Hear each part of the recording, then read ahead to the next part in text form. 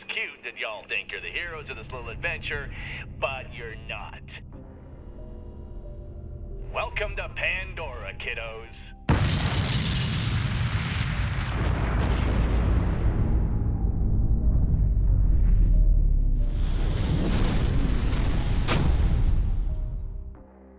Borderlands, the series that first spawned the looter shooter genre, full of dark, edgy humor, dripping with atmosphere, a cast of freaks you fall in love with, and compelling storytelling.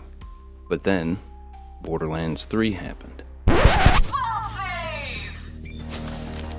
Did you come all this way for that busted-ass map, or are you just here to see me? Didn't know you were such a super fan. Oh, you missed the show? Oh, right. Bet you're all like, what's up with those husks? Well, it's a thing I do. Check out the screens. Welcome to the meal. Oh, all right, time to welcome the Sun Smashers into our family. We'll post the vid later, along with some new Let's Plays. Signing off for now. Don't forget to like, follow, and obey. What exactly went wrong? How did my favorite franchise, known for its dark humor and edgy fun, lose its way? In this video, I will be comprehensively examining and going over all of the reasons why Borderlands 3 fell short. I mean, that's a bit of an understatement, really, but why it didn't fit in at all with the franchise and why it was really a disappointment for the fans. Even with the gameplay being some of the best available in the franchise, admittedly, it's very fun. The gunplay is good, the gameplay is fun, especially some of the Zane builds. Some of the builds are very fun, but the story itself and what they do to the characters that are loved by fans is absolutely atrocious. I'm going to go over all of that in this video.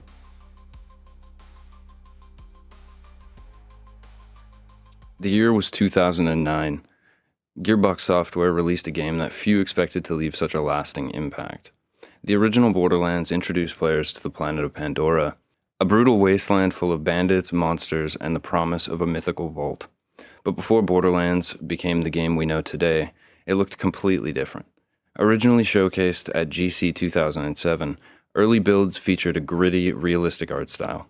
It wasn't until very late in the development cycle that Gearbox pivoted to the now iconic cel-shaded look, a decision that gave Borderlands its signature identity. I'll throw some of the screenshots of the original build up on screen. Honestly, it looks kind of cool, I guess, but it's just a very generic kind of brown shooter, and I'm happy that they switched to cel shading that it's known for and loved for to this day. Despite being a new IP, early players loved its atmosphere, tone, and addictive gameplay loop even at the early gameplay release. I was only 10 when the game actually came out, and I just remember sneaking my dad's copy into my PS3 at late at night, after everybody'd fallen asleep. And I didn't really understand the humor at that age, but the actual gameplay loop and the atmosphere and the world and everything like that and the characters, it all gripped me right from the start. Borderlands introduced the original Vault Hunters with one of the best opening cinematics I'd ever seen, showcasing their abilities and playstyles before letting you dive in a way that I hadn't seen before in a game. Some of the key takeaways to remember about Borderlands 1 was the humor. Claptrap was actually funny and didn't overstay his welcome. He didn't really take away from the tone. It was very subtle. He wasn't constantly in your face screaming or anything like that. He still made kind of cringy humor, but it was subtle, and nothing else around him was that way, so it didn't take away from the tone at all. I would say that more of his standout performance would have been Borderlands 2, but Claptrap was not over the top obnoxious in Borderlands 1 in the way that he was in Borderlands 3. And a cool thing about the Claptraps is they get their own little side story in Borderlands 1 that's actually kind of cool, and you repair them and to get different backpack upgrade space and shit. Anyway, the gameplay loop. The OG gameplay loop is still what is there to this day. It's just been kind of refined and everything, right? It's just a very, very simple cycle, right? Kill, loot, upgrade, repeat. And the atmosphere. The first game had, honestly, probably the best atmosphere. I would say the second game has a better story, but the first game, the atmosphere is just fantastic. The OG Borderlands didn't try to do too much, but it did what it set out to do extremely well, earning a cult following. It was even nominated for Best RPG of the Year, losing to Dragon Age Origins. Borderlands 1 laid the foundation, but nobody could have predicted just how far the series would have gone with its sequel. Yeah, I know you think I'm a monster, you think I enslaved Angel, but you didn't see what she did to her mother. I had to restrain Angel's power. You get that? I had to. And I'm sure he had. 3 years later, Borderlands 2 took everything great about the first game and cranked it up to 11. More guns, more chaos, more of the signature dark humor. Borderlands 2 elevated every aspect of its predecessor. There was a richer story with deeper character arcs. You get to see more of what the characters were doing in the meantime and see like the depth of their relationships and how the characters had built in the meantime. There's much more expanded enemy variety and very memorable boss fights. That's another thing the second game did extremely well, is as you go through the different environments, the enemy types feel more suited to their environments, and you're introduced to new enemy types like as the environment kind of calls for it, basically. The second game also had vastly improved mission design with better pacing overall and better storytelling. So, in general, the story for the second game was very good. In the second game, it's the first time that the Vault Hunters truly feel like real people. You start to see how the events of the first game affect and impact the relationships between the characters from the first game too.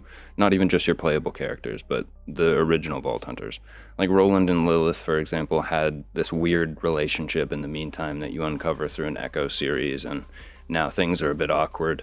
Whereas Brick is he's been exiled off and doing his own thing, started a weird bandit clan type thing, and then Mordecai, the sniper from the first game, has just spiraled down into alcoholism. Even side characters like Sir Hammerlock and Tiny Tina are better developed in the second game, adding more depth to the world in general. But Borderlands 2's biggest achievement was Handsome Jack. We gotta find Jack and take him out. Lilith, take the vault key to Tannis. I'm going after Jack.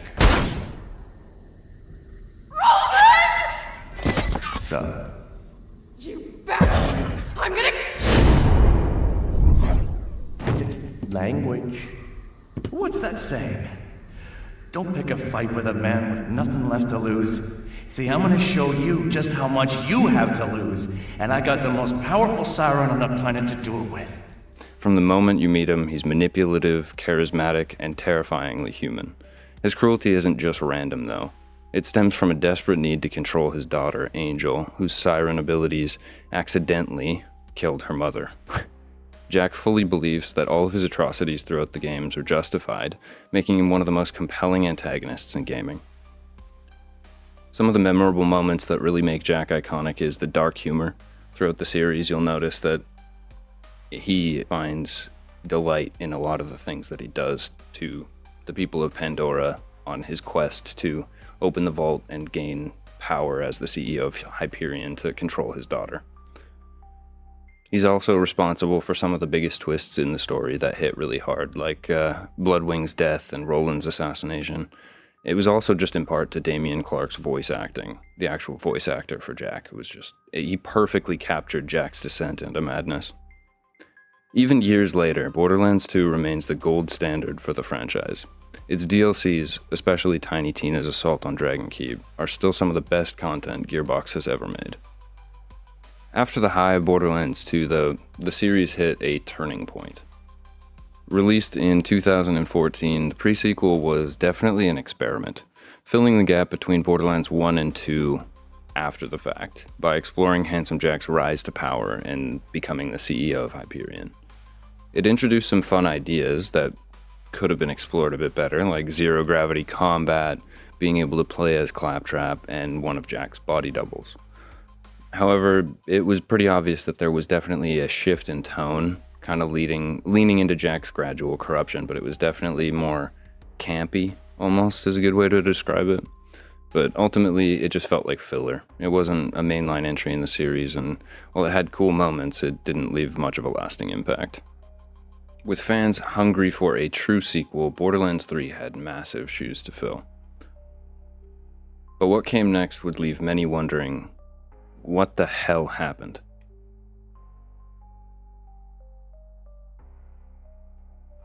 What up, my bandit orphans? God Queen Tyrene coming at you live from the HBC. We're streaming, you're screaming, and we're all preparing to get into the Great Vault. Got some new converts today, and guess what? They brought us the Sacred Vault map. If that doesn't earn them a special place in the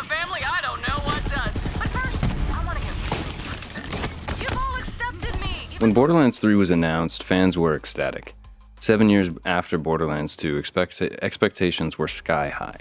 Bigger worlds, crazier guns, and a story on par with Borderlands 2. It was shaping up to be the sequel everybody was expecting. And then we actually played it. Lilith is no longer a siren. You're saying Tyreen stole Lil's powers? Well, let's hunt down that God Queen bitch and get him right back! Borderlands has always been funny and focused on comedy. Borderlands 2's humor worked because it was sharp, self-aware, and it fit in the world that it was in. Handsome Jack's arrogance made sense. He was a CEO with a god complex. Mr. Torg, a walking explosion with just enough self-awareness to be hilarious. Even Claptrap worked in small doses, playing off of the game's grittier tone. Borderlands 3, on the other hand, took a vastly different approach. A never-ending barrage of cringe. Outdated humor at launch that felt like it was written by a room of out-of-touch executives trying to appeal to a young demographic. The only thing standing between this ship and space is my ass. My ass saved all your asses. We kidnapped your scientist. If you want to see her alive, it's not gonna happen. Yeah, 'cause you eat butts. The Calypso twins weren't funny characters, and they weren't hated for the reasons that you might expect for a traditional antagonist. They themselves were the joke. They constantly interrupted important moments, draining any tension from the story. And unlike Jack, they weren't charismatic, intelligent, or even remotely intimidating. Instead, they were just annoying. It's us! Did you guess? Cool masks, right? Pre-order bonus. Oh, time, pledge drive. So, spoiler, we are crazy close to opening the Great Vault. We found the key, BT dubs, and it is huge! So we need a crap ton of iridium to charge it, and you know what that means? Let's drive! And since our followers go apeshit every time we maim or murder one of you, we put the next one up to a vote! Would you believe it? Weird Scientist was our most requested murder. Beat out Annoying Robot by just a bit. And their backstory had no creativity. They basically took Angel's backstory from Borderlands 2 but made it worse. They abused by Hyperion, locked up, mad at the world. The whole difference is Angel's story was tragic. The twins just get mad, start a cult, kill their mom, and act like a pair of whiny teenagers.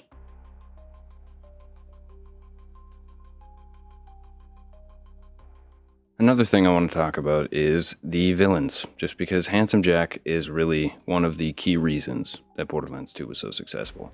The villain in the game is one of the key motivators to keep you going in the story, right? It's constantly there, and if you're just annoyed by it and you don't want to hear anything they have to say, there's almost no reason to kind of keep going and unraveling the story and seeing what's going on, right? Or there's no reason to go stop them. Whereas with Jack, there was a constant motivator, constant changing motivator even, where you could just learn more about and more depth to his story and his character and just learn more about everything that he had done. It's very interesting. Please, okay, are you hearing me? Please don't kill my baby girl. Nice shot. Who cares about the goddamn key? You're gonna end the life of an innocent girl! Jack ended my life long ago. This has to end now, Vault Hunter. Attention, people of Pandora. Handsome Jack here, offering $1 million to whoever brings me the head of the Vault Hunter who just arrived in Liarsburg. Oh, and I'm still offering a reward for Roland, the mass murdering leader of the Crimson Raids. He was morally complex, constantly engaging, and always a threat. His personality made him unforgettable, and his constant presence in Borderlands 2 made every encounter feel deeply personal. The twins, on the other hand, were a far cry from Jack. They were grating, horribly written, and felt like one-dimensional teenage drama types. They tried to be edgy, but ended up coming across as just cringe, lacking any real depth or motivation in their character. If Borderlands 4 is going to succeed, Gearbox needs to create antagonists that actually feel threatening, multi-layered, multifaceted. They have actual motivations that make sense, and you explore them. You don't just say like, oh, no, they're the bad guy, and point at the bad guy. You know what I mean? Like, there needs to be depth to the character that you actually learn about.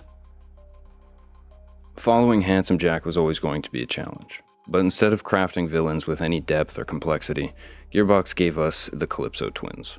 which were basically supposed to just be Twitch streamers turned into cult leaders with all of the menace of a couple of preteens screaming into a headset on Call of Duty. On paper, what their premise was could have been cool. They could have gone into the dynamic of cults and what the depths of how far followers and people involved in the cult will go to either like further the cult's ideals or keep things hidden from the wrong people. But they completely fumbled and wasted all of that potential. And it's not even just the writing. The line delivery itself is painful.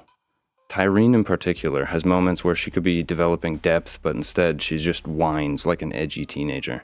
It's less manipulative cult leader and more Twitch streamer that just got banned for being toxic. Compare that to Jack, who was manipulative, charming, and terrifying. He mocked you, sure, but it always fit the story. He was always one step ahead. The twins, they just feel like toddlers throwing a fit. Thanks for doing all the hard work. Man, you vault thieves only think with your trigger fingers, huh? Keep this up and I'll be a god for real. Will be gods. That's what I said. Now, let me do my thing.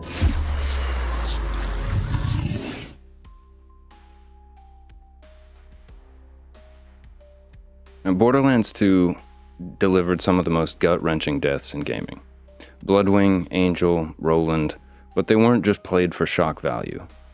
They mattered. There was a lot of build-up, it was understandable, it fit the story, there was reasoning behind it, it played out well, there was emotional depth, you explored how the characters reacted in the world afterwards.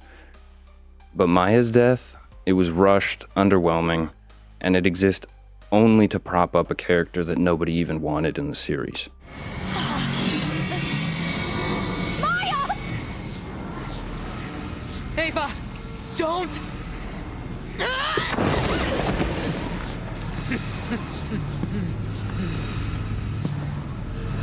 Be ready.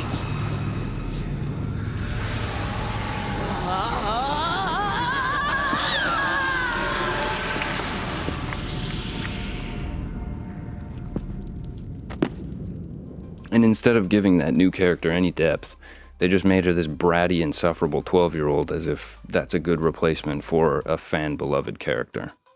And then for some reason, by the end of the game, this actual child, you give the keys to this spaceship.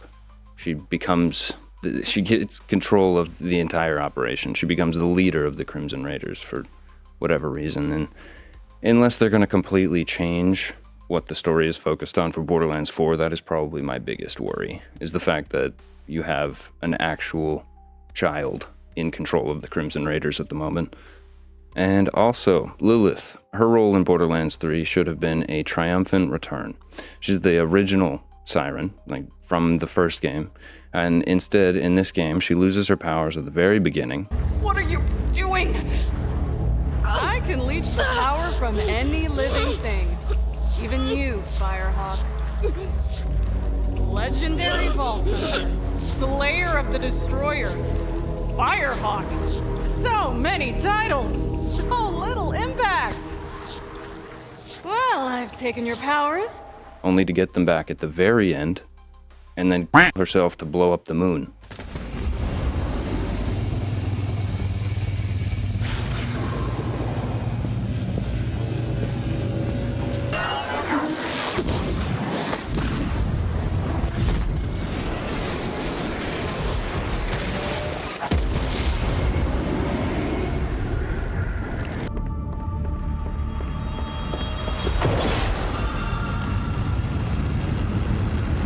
She knows. She's the Firehawk.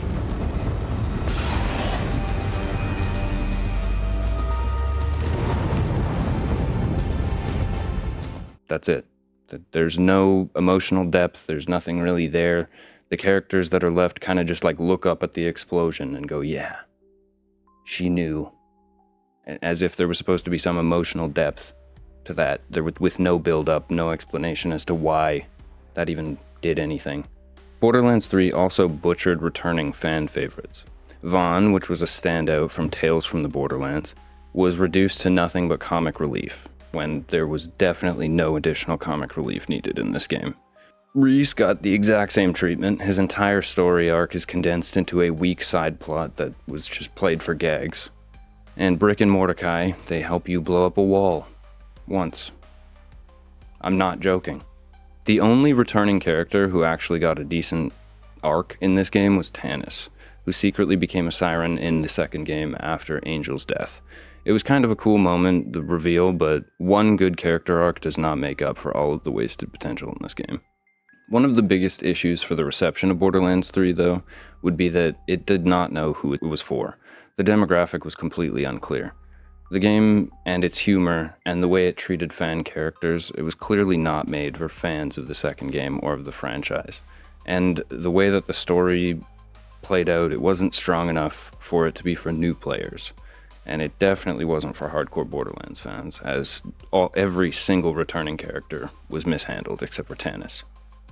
Gearbox clearly wanted to make the game bigger, funnier, and more mainstream, but in doing so, they lost what made Borderlands special in the first place, and in my opinion, alienated a lot of the core fan base. Of course, the problems with Borderlands 3 weren't just the game itself. Behind the scenes, drama and creative shifts may have played a huge role in the game's shortcomings. When Borderlands 3 first released, fans were immediately struck by a shift in tone. Instead of the sharp, witty humor that made Borderlands 2 iconic, Borderlands 3 leaned into meme-heavy jokes and cringeworthy characters like Tyreen and Troy. Their forced, obnoxious personalities, especially during moments of dialogue, became a major distraction. Every time they made a sound, whether it was Tyreen's over-the-top dramatic delivery or Troy's forced, garbage villain laughs, it felt more like a chore to endure than something that actually added to the experience. And one of the most fan-requested features at launch was a cutscene skip feature. Compare this to Borderlands 2. More timeless absurdities like Handsome Jack's brilliant dark humor or genuine moments of chaos.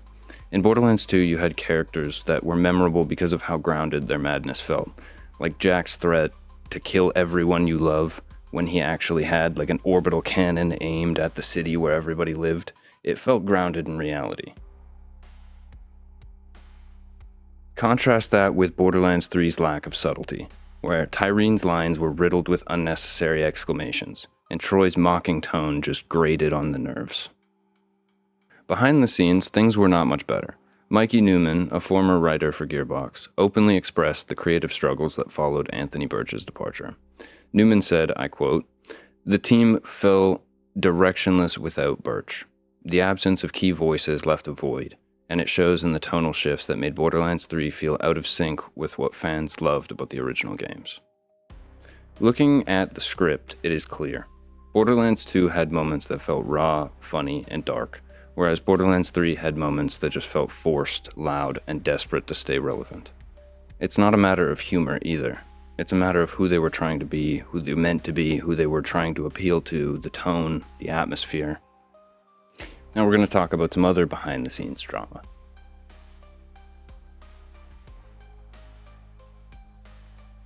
Randy Pitchford has long been a lightning rod for controversy, and his personal drama has not done Gearbox any favors. From the USB scandal, where at a medieval times event, he had a USB stick left behind with sensitive company information and adult video material, which ended up having a Gearbox stock dip, obviously, and multiple lawsuits. Pitchford's actions overshadowed the studio, but the real question is, how did this impact the development of Borderlands 3? While the game still went on to sell over 15 million copies, the controversy surrounding Pitchford undoubtedly affected the studio's morale and public perception. According to the anonymous Glassdoor review, it felt like the whole studio was holding its breath, waiting for the next scandal to drop. And it wasn't just the team. The stock price took multiple hits, and despite the game's commercial success, the damage to Gearbox's image was undeniable. Take the Twins, where there's very clear reasons why their story arcs just felt completely rushed and trash. Even according to an anonymous former Gearbox employee, I quote, "We were rewriting their lines up until the final moments. What we envisioned for them just couldn't come to life in time," end quote. These kinds of constraints and major cuts and compromises in the game's vision led to what we got at final production, which was just a garbage set of antagonists that you didn't hate for the right reasons. You know, you hated because of bad voice acting, bad writing, instead of like a well-crafted villain that you hate because of story-based motivations, you know? Another issue that people weren't expecting was monetization. Borderlands has always been a single-player or like local co-op, I guess. I don't mean single-player, but local co-op, not like a MMO or anything like that. And selling cosmetics just in games like this just seems very scummy. So when the game launched with different versions of the game that had different cosmetics and they sold with multiple cosmetic packs at launch, it just left a sour taste in people's mouth, and you could tell with the early game review scores. Now, especially if you look at Metacritic reviews, the differences are very clear. Borderlands 2 holds a solid 91 on Metacritic with critic scores and 8.8 from fan scores, whereas Borderlands 3 only ever managed a 6.5 from user reviews. If it changed at all, I'll put it on screen, but the decline is unmistakable. A 6.5 compared to a high 90s or high 80s, low 90s is just absolutely insane. That's some people's favorite game of all time compared to a disappointing mess. Even long-term, Borderlands 3 couldn't hold on to player base. Steam charts show a rapid decline in active players after the initial hype, whereas Borderlands 2 maintained a steady following for decades. The DLC, including the director's cut, may have added new content, but it wasn't enough to repair the game's image.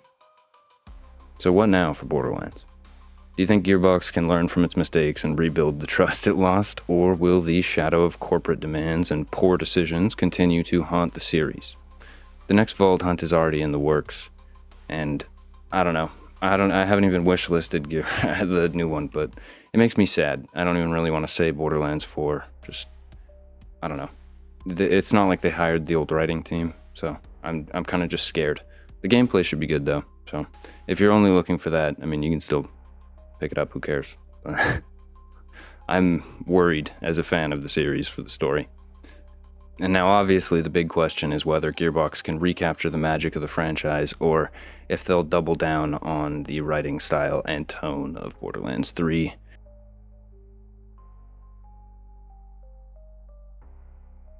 Because obviously on one hand, there are negative reviews and the fan reception is pretty clear, but like, executives don't look at that, right? They're just going to see high sales numbers and be like, people want more, right? And I don't know, that worries me a lot. One of the key factors in Borderlands 4's success will be its tone.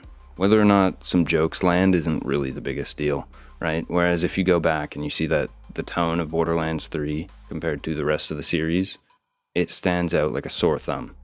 Instead of attempting to be more kind of dark and atmospheric and, you know, like just a kind of more edgy universe, it's kind of like Mad Max style almost, very just a depth to the universe. Borderlands 3 just feels like some like neon punk, like pop in your face, just like for young kids. It's weird. Anyway, fans clearly want classic Borderlands and not jokes that feel outdated the week it launches. Borderlands 4 will need to step up its storytelling quite a bit to bring back the emotional weight that defined Borderlands 2. The series used to hit hard when it mattered. Whether it was Angel's death or Bloodwing's tragic end, these moments resonated because they felt personal and tied to the player's journey. Characters like Lilith, Brick, and Mordecai are fan favorites, and if they return in Borderlands 4, their arcs need to be more meaningful and better handled than they were in Borderlands 3. If you're only going to introduce them into the story to blow up a wall, why bother putting them in at all? They aren't supposed to just be cameos, you know? Like, we need character growth, stakes, and stories that develop their personalities, not just recycled lines and fan service. What's worse is with all of the content, none of it was good, and it still felt bloated. With side quests distracting from the main narrative, the side quests were some of the best content, objectively, but it still was like tonally wrong and had nothing to do with the actual story in most cases. Borderlands 4 has the chance to tighten up the story, balancing the trademark side quests with a more focused, impactful main storyline. Every mission needs to actually feel like it matters, adding to the overall experience, not just padding for playtime. Gameplay, though, has always been Borderlands' strong suit, and Borderlands 3 is honestly no exception. Borderlands 3's gameplay is great. It's fun to still go back and play, and even for this review and this retrospective, whatever you want to call it, going back and playing through Borderlands 3, even though anytime like the main antagonist spoke, you wanted to tear your eardrums out with like a fork, the gameplay itself was still fun. There are still plenty of ways with the genre evolving that Gearbox can shake things up and keep things fresh though. Borderlands 3 introduced some insane levels of weapon variety, but there is room for more. You can have deeper weapon customization that's not locked behind a paywall, crazier elemental effects, or combining weapon parts like more of a Borderlands 2 style weapon part mechanics to actually have more function behind the parts instead of just stat modifiers like it originally was. You could actually like deepen some of the systems that you introduced in your series. Borderlands 4 could embrace more of the open world elements, keeping the franchise's kind of signature chaos, whereas offering new ways to explore Pandora. Dynamic events, roaming bosses, and environmental storytelling could definitely add layers to the exploration, even if it's only in certain areas. Like you might have an open world area where most of the actual story is more structured, you know what I mean? Or 2 open world areas or something like that, so that like it takes less development focus, and instead of being like less structured and Ubisoft feeling, you can have it be more condensed and have some like better designed open world areas with like more traditional levels kind of mixed in. But I don't know. There's ways to do it either way. You don't need to introduce open world elements to actually do Borderlands well. Borderlands 2 didn't need it. And co-op has always been at the heart of Borderlands, and Borderlands 4 could take that further. Crossplay, which was later introduced into Borderlands 3, drop-in, drop-out multiplayer, and co-op specific abilities could definitely elevate the experience, making it more accessible and fun for players. The hype for Borderlands 4 is undeniable though. With Borderlands 3's mixed reception, fan expectations for a reset will be higher than ever. Gearbox will have to find the right balance though, bringing back what fans loved without falling into the same traps that hurt Borderlands 3. Borderlands 4 will need to bring back iconic elements from prior games in the franchise like 1 and 2, but also introduce some fresh ideas. The risk though is playing it too safe could feel like a cash grab, but overcorrecting could alienate fans once again, very, very similar to Borderlands 3. It's a fine line that they need to walk. If Borderlands 4 falls into the trap of heavy microtransactions or live service gimmicks though, it could very, very easily be the end of the series. Promising too much in marketing like Borderlands 3 did without delivering could erode trust to the point where no one will buy another game in the series. Gearbox needs to stay focused on what makes Borderlands great. One thing is certain though, the series has a chance to redeem itself. The question is if Gearbox is going to listen to fans and actually redeem itself at all, or if they're just going to double down on garbage writing. And I didn't notice them hiring any new writers or any previous writers, so I don't really know how optimistic I am, but there's always a chance, I guess. Here's hoping that Gearbox remembers what made Borderlands iconic as we look forward to Borderlands 4.